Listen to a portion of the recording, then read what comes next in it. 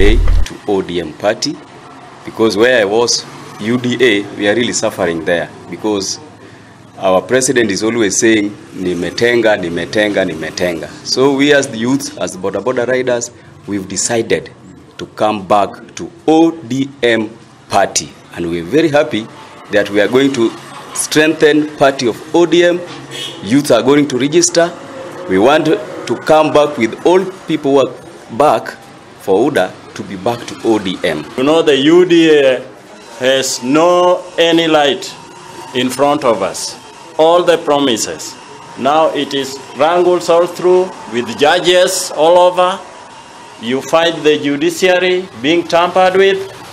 This is a failed government, and as from today, you are here to show that you are going to a new trend of making that Kenya is running in the good direction. Yeah, I'm a voter of Ugunja, mkaaji wa Ugunja. Officially, I'm back home. For one, I'm sorry to say that okay, I'm among those people who introduced you UDA in Ugunja.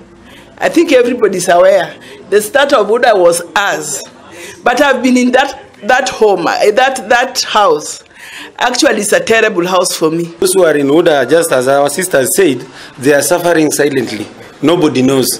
Because there is also intimidation in UDA. Once you receive their handouts and whatever, they start now intimidating you. So I just want to tell each and every youth outside there, either listening or be watching us, that this government, the current government, has nothing to offer to the youth apart from promises, which we believe maybe the next government will fulfill. Youth leader, Ugunja constituency, on behalf of the party, I take this opportunity to welcome our colleagues back home. As a party, we stand united, and our party in Luanyanza is ODM.